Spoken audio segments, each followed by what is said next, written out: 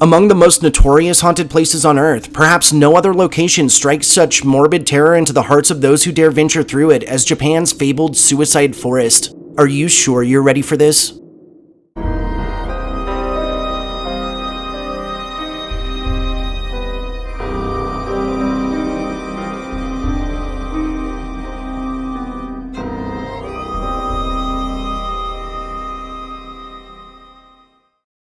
Hey everyone, and welcome back. Tonight, I felt it was probably necessary to branch out a bit from my usual state documentaries and delve into the depths of Japan's Aokigahara, or suicide forest. Heavily popularized in recent times between a slew of books, movies, and less than tasteful YouTube videos, Aokigahara is a massive woodland expanse tragically recognized as a grove that many enter only to never again return. Let's start this little hike.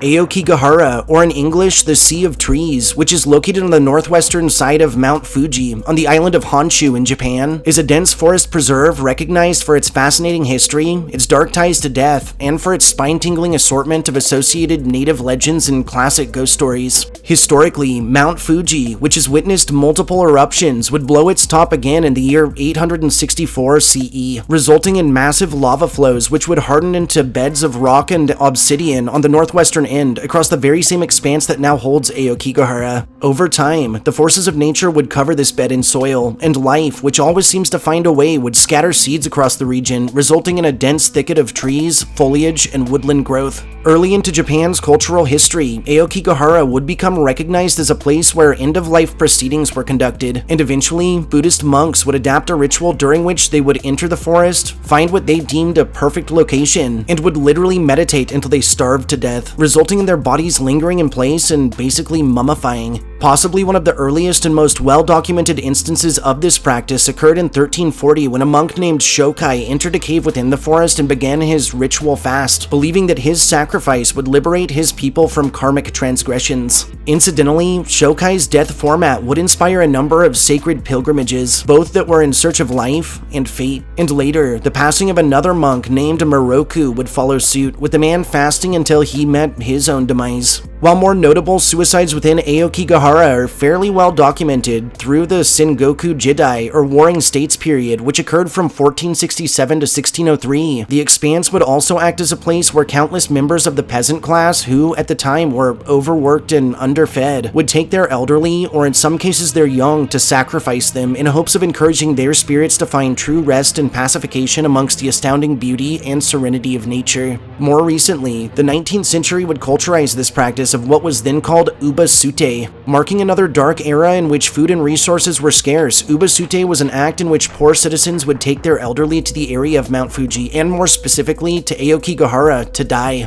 The suicide forest would only grow more wildly in infamy and pop culture in 1960 when author Saicho Matsumoto released his renowned novels Kuroi Jukai, or The Black Sea of Trees, and Nami no Tao, or The Tower of Waves, in which the heroine takes one final trek into the woodlands to end her own life. Following an overwhelming response through the 1970s and onward, Matsumoto's books would be adapted for television numerous times, and in 1993, another author, Wataru Surumi, would write a self-help book called The Complete Suicide Manual, in which he would label Aokigahara as quite simply the most perfect place to die. In our modern era, the suicide forest has grown both in fame and as a tourist destination, and has been featured in a number of scary movies, blogs, dark tourism videos, and, as previously mentioned, in some crude YouTube content that sparked massive controversy. Despite its rather ominous aura, the landscapes within Aokigahara, as you can see here, are absolutely gorgeous, and also draw in travelers, hikers, nature enthusiasts, and even spelunkers looking to enjoy its many caverns. Not surprisingly, the mysterious and foreboding expanse of Aokigahara has long been surrounded by chilling stories of otherworldly encounters within, and those who have braved its bounds have told of disembodied footsteps, voices, prayer chants, and singing, of extreme cold patches that are even felt through the summer months, and of odd orbs of light that flit and fly between the trees, and that sometimes stalk lone walkers. A rather prominent aspect of Aokigahara tells of curse or ritual sites located within the suicide forest. Incidentally, it's believed that in their final moments and out of contempt, some preparing to depart our world might also desire to leave a curse upon it, and those who have risked nearing said sites have reported feeling sick, dizzy, or experiencing bouts of bad luck and downright terrifying paranormal activity for months or even years following.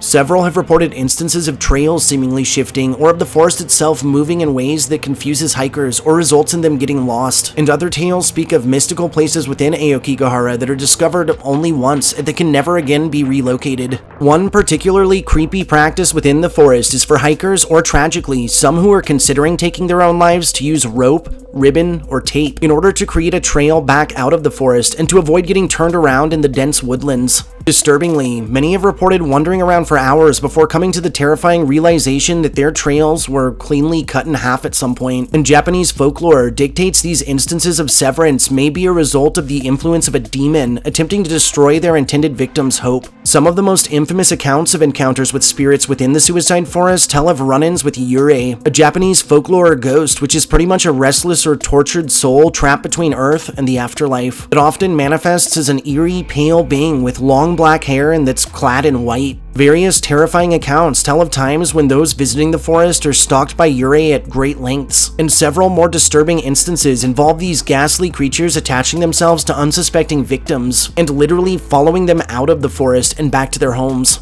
Also reported throughout Aokigahara are a range of apparitions spanning the centuries, some of which bear marks or other characteristics related to their own suicides, phantom bodies that are sighted hanging from trees, and a bizarre phenomenon in which visitors leaving the forest realize that a surprising amount of time, in some cases days or weeks, has passed. But it's not just the forest itself that harbors supernatural happenings, and inside Aokigahara's previously mentioned cave systems, spelunkers have documented whispers heard through the pitch black, instances of millennia-old caverns seemingly changing to confuse or trap their visitors, and encounters with various apparitions that appear only for moments before fading away into the darkness. Lastly, and confined to no area in particular within the forest, many have told of mysterious and unnatural shrieks, growls, or screams, as well as the inexplicable feelings of depression or utter despair. And in a 2000 article by the New Zealand Herald, Buddhist monk Kiyomiya Fukai theorized in his own words that the spirits are calling people in to kill themselves. Whether it's one of Aokigahara's many restless spirits, the strange compulsion it holds over mortality, or actual demonic activity, the suicide forest is a beautiful yet treacherous place that sits right on the boundary between our world and the next.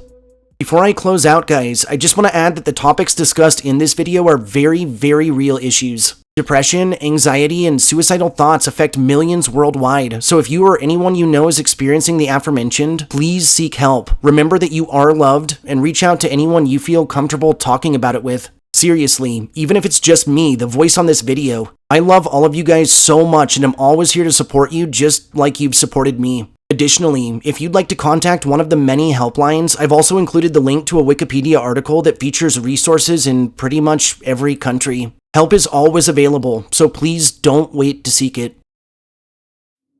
Thanks for joining me in exploring Aokigahara and all of its many ghosts. If you enjoyed hearing these histories and legends, don't forget to subscribe to my channel, like this upload, and share me with anyone you feel could use a good scare. I'll see you all next time.